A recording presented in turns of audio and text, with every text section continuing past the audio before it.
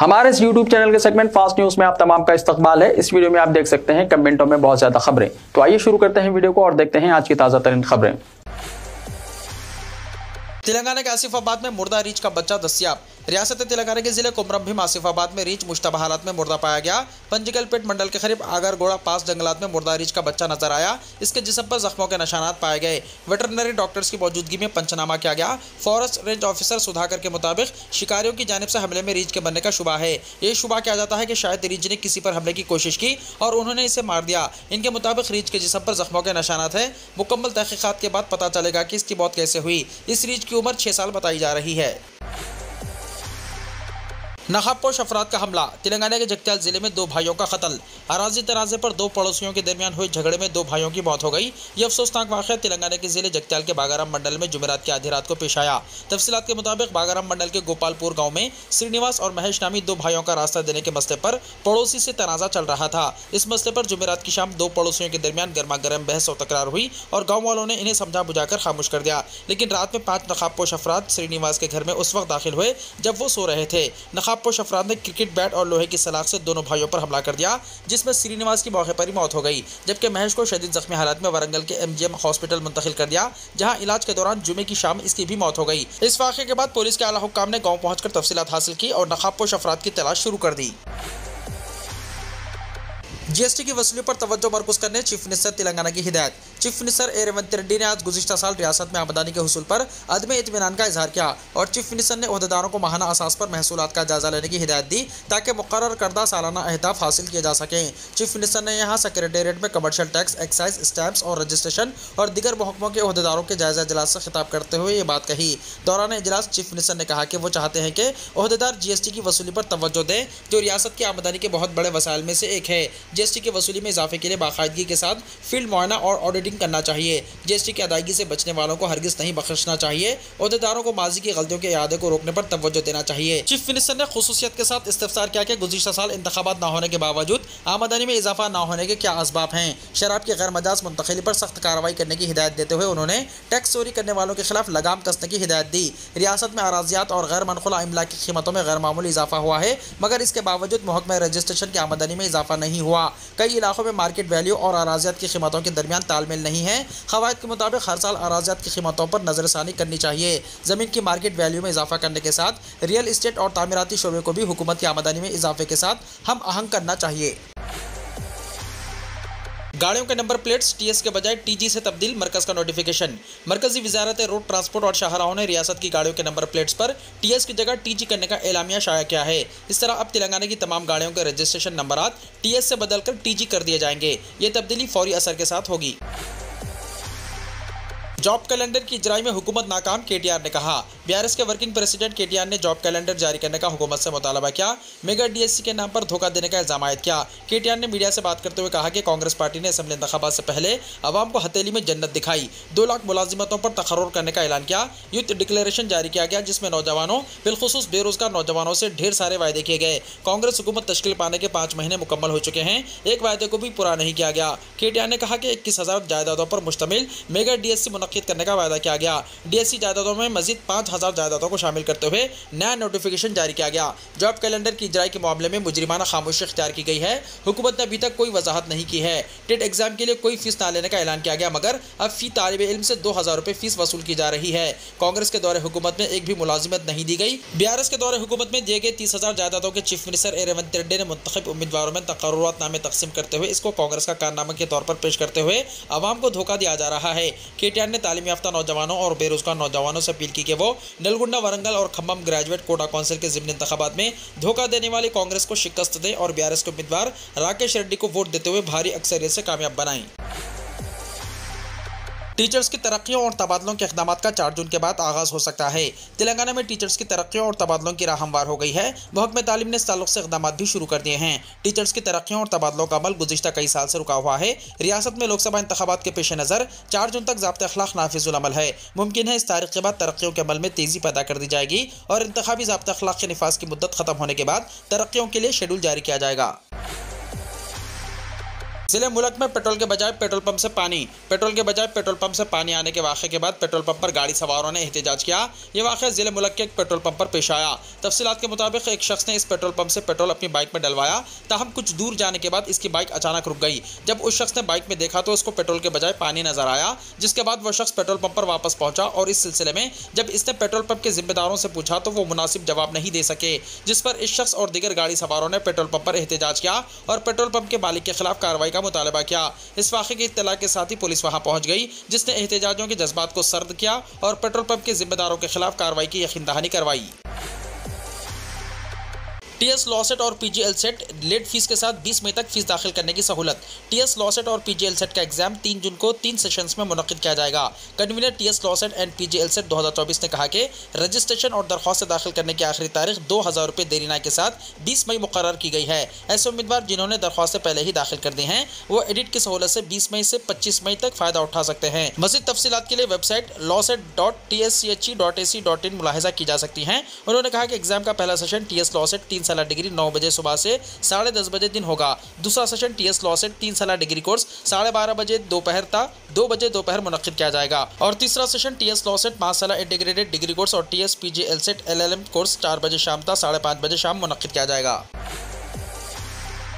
हैदराबाद में बेकाबू कार की टक्कर, एक हलाक। शहर में आज सुबह दिलखराज सड़क हादसा पेश आया। माधापुर इलाके में सुबह के अव्वलिन सातों में एक कार ने बेकाबू होकर सड़क के किनारे दूध फरोश को टक्कर दे दी, जो ऑटो ट्राली में दूध फरोख्त कर रहा था। इस हादसे में दूध फरोश के हलाक होने की इत्तलात हैं, जबकि एक और शख्स भी हादसे में जख्मी हो गया। समझा जाता है कि कार ड्राइवर हालत नशे में था। पुलिस की जानिब से ड्राइवर को हिरासत में ले लिया गया है, जबकि मरने वाले की नाश को पोस्टमार्टम के लिए मुर्दाखाना मुंतकिल कर दिया गया और जख्मी हॉस्पिटल में जेर इलाज बताया गया है। पुलिस मसरूफ़ तहक़ीक़ात है। तेलंगाना में अगले 5 दिनों में बारिश के इम्कानात। आइंदा 5 दिनों में तेलंगाना के कई अजला में मुख्तलिफ मुकामात पर 30 से 40 किलोमीटर फी घंटे की रफ्तार से गर्द आलूद हवाएं चलने और गरज चमक के साथ बारिश का इम्कान है। मौसमियाती मरकज़ यानी IMD ने जुमे को कहा कि अगले 7 दिनों के दौरान रियासत के कई अजला में अलग अलग मुकामात पर हल्की से दरमियानी बारिश या गरज चमक के साथ बारिश की तवक्को है।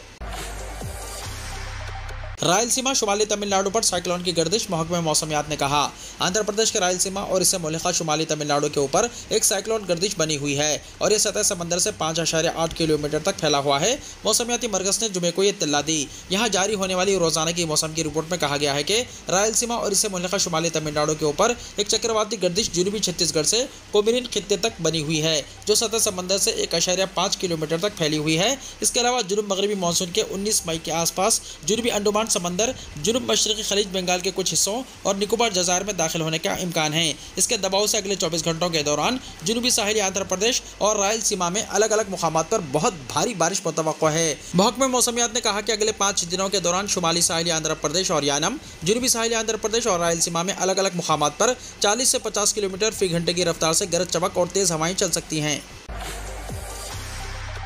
आंध्र प्रदेश में 4 जून के बाद भी मरकजी फोर्सेस मुतय्यन रहेंगी, इलेक्शन कमीशन ने कहा। इलेक्शन कमीशन ऑफ इंडिया ने आंध्र प्रदेश में सियासी तसादुम के वाक़यात के दरमियान मरकजी फोर्सेस को रियासत में ही मुतय्यन रहने की हिदायत की है। इलेक्शन कमीशन के एक ज़राए ने बताया कि माबाद इंतखाबात आंध्र प्रदेश में तशद्दुद के कई वाक़यात पेश आए हैं और पुलिस पर भी इल्ज़ामात आयद किए जा रहे हैं। इस तनाजुर में हत्ता के असम्बली और लोकसभा इंतखाबात के 4 जून को नताइज के बाद भी आंध्र प्रदेश में मरकजी फोर्सेस मुतय्यन रहेंगी। इलेक्शन कमीशन के इस सनसनीखेज़ फैसले का अपोजिशन जमातों बशमूल तेलुगु देशम, जनसेना पार्टी और बीजेपी ने खैर मकदम किया है।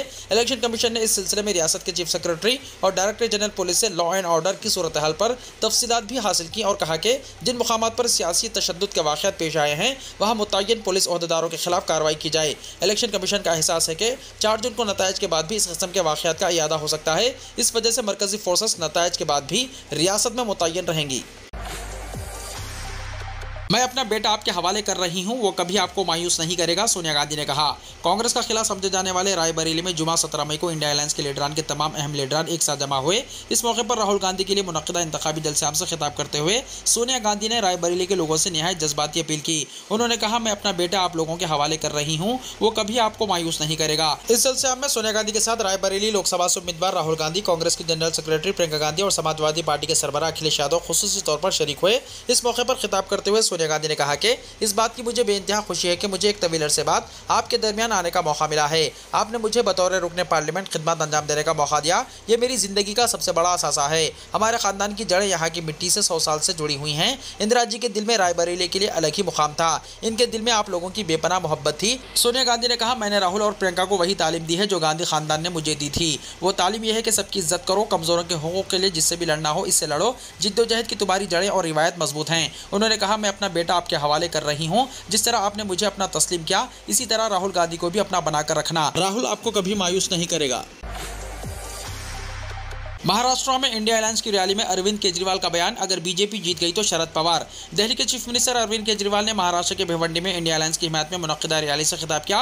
उन्होंने कहा कि जब मैं जेल गया तो इन लोगों ने मेरी दवाएं 15 दिन तक बंद कर दी। महाराष्ट्र में एक रैली में उन्होंने कहा कि इस बार 48 में से 42 इंडिया अलायंस को देने हैं। उन्होंने कहा कि अगर मोदी हुकूमत बनती है, वैसे तो नहीं बनेगी, लेकिन अगर मुंतखब हुए तो शरद पवार जेल में होंगे, सुप्रिया सुले जेल में होंगे, आदित्य ठाकरे जेल में होंगे और उद्धव ठाकरे जेल में होंगे। सीएम केजरीवाल ने कहा कि मुझे जेल भेजा गया क्योंकि मैंने गरीबों के सरकारी स्कूलों को बेहतरीन बनाया।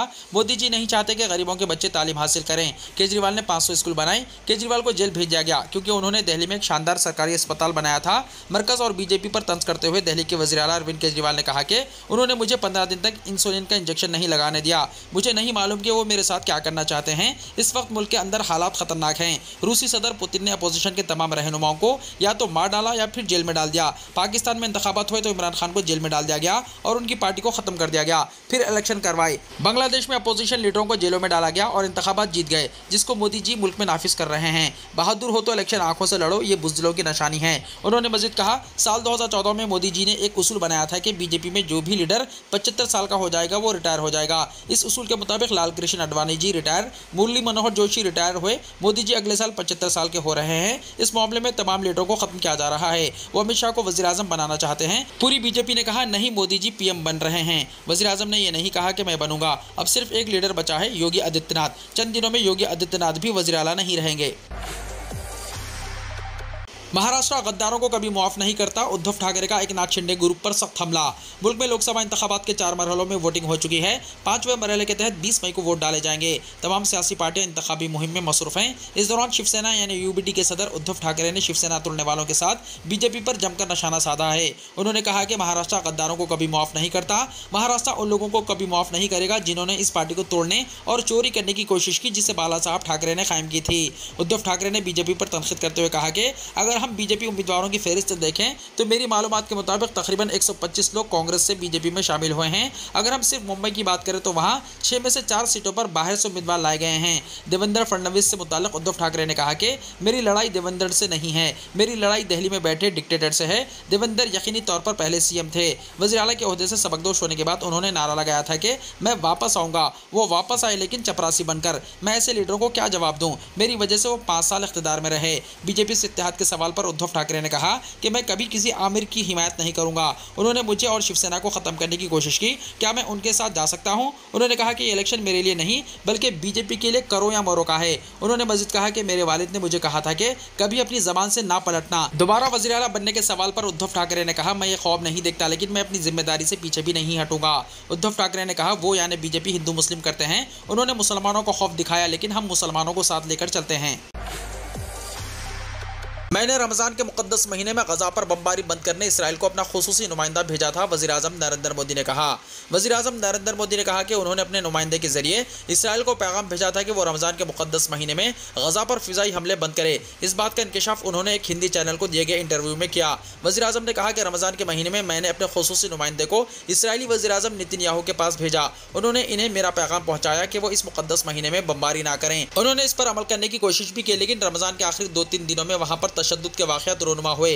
मोदी ने कहा कि कोई अगर मुसलमानों के मसाइल पर इन्हें परेशान करता है तो मैं ऐसी बातों को फौरी तौर पर जाहिर नहीं करता, क्योंकि मैं तशहीर का ख्वाहिशमंद नहीं हूँ। उन्होंने ये भी बताया कि वो फ़लस्तीन और इसराइल के दौरों के मामले में तब्दीली लाए हैं। माजी में अगर मैं इसराइल का दौरा करता तो फ़लस्तीन जाना भी लाजमी था।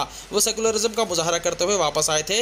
एक बार शाम के बादशाह को मालूम हुआ कि मैं उर्दून के फ़िज़ाई हुदूद से फ़लस्तीन जा रहा हूँ, तो उन्होंने मुझसे कहा कि आप मेरे मेहमान हैं। उर्दून के बादशाह ने कहा, आप मेरे हेलीकॉप्टर में फ़लस्तीन जा सकते हैं। एवरेस्ट और एमडीएच मसालों पर सिंगापुर और हांगकांग के बाद अब नेपाल में भी लगी पाबंदी। हिंदुस्तानी मसालेजात एवरेस्ट और एमडीएच की फरोख्त पर सिंगापुर और हांगकांग के बाद अब नेपाल में भी पाबंदी लगा दी गई है। इन दो मसालों के इस्तेमाल और दरामद पर नेपाल ने इम्तनान कर दिया है। Nepal food technology and quality control department ने यह फैसला इस खदशे के दरमियान किया कि इन मसालों में जरासीमकश दवा एथिलीन ऑक्साइड होती है। साथ ही इसकी तहकीकात भी शुरू कर दी गई है। नेपाल फूड टेक्नोलॉजी डिपार्टमेंट के तर्जुमान मोहन कृष्णा महाराजन ने बताया कि एवरेस्ट और एमडीएच ब्रांड के मसालों की दरामद पर इम्तनान कर दिया गया है। साथ ही उन्होंने बताया कि इन मसालों की मार्केट में फरोख्त पर भी पाबंदी आयद कर दी गई है। बताया गया है कि इन मसालों में मुज़र रिसा केमिकल्स की मौजूदगी की इत्तलात के बाद यह फैसला किया गया और इन दोनों ब्रांड्स के मसालों में खतरनाक केमिकल्स की तहकीकात जारी है। तहकीकात की रिपोर्ट आने तक इम्तनान आयद रहेगा। वाज़ेह है कि एमडीएच और एवरेस्ट मसाला मशहूर हैं और हर घर में इस्तेमाल किए जाते हैं। ये मसाला मशरिक़ वुस्ता समेत दुनिया के कई ममालिक को बरामद किए जाते हैं। एलन मस्क ने एक्स का डोमेन नाम तब्दील करके x.com कर दिया। एलन मस्क ने सोशल मीडिया प्लेटफॉर्म ट्विटर का नाम और लोगो तब्दील करने के बाद अपना डोमेन भी x.com में तब्दील कर दिया है। मस्क ने जुमे को एक्स पोस्ट में लिखा कि तमाम बुनियादी निज़ाम अब x.com पर हैं। अमेरिका के मशहूर ताजिर एलन मस्क ने ट्विटर का हुसूल करने के बाद 24 जुलाई 2023 को इसका नाम और लोगो तब्दील करके x कर दिया था। उस वक्त x.com को twitter.com पर रीडायरेक्ट किया गया था, लेकिन अब मरकजी डोमेन को x.com में तब्दील करने के साथ twitter.com को इस पर रीडायरेक्ट कर दिया गया है। एक्स के लॉगिन पेज के नीचे एक मैसेज नजर आ रहा है जिसमें लिखा है, हम आपको बता रहे हैं कि हम अपना URL तब्दील कर रहे हैं, लेकिन आपकी प्राइवेसी और डेटा प्रोटेक्शन सेटिंग्स वही रहेंगी। ये तब्दीली जाहिर करती है कि सोशल मीडिया प्लेटफॉर्म की रीब्रांडिंग जो तकरीबन 10 महीने पहले शुरू हुई थी अब मुकम्मल हो चुकी है। काबिल जिक्र है कि एक्स सोशल मीडिया प्लेटफॉर्म पहले ट्विटर के नाम से जाना जाता था।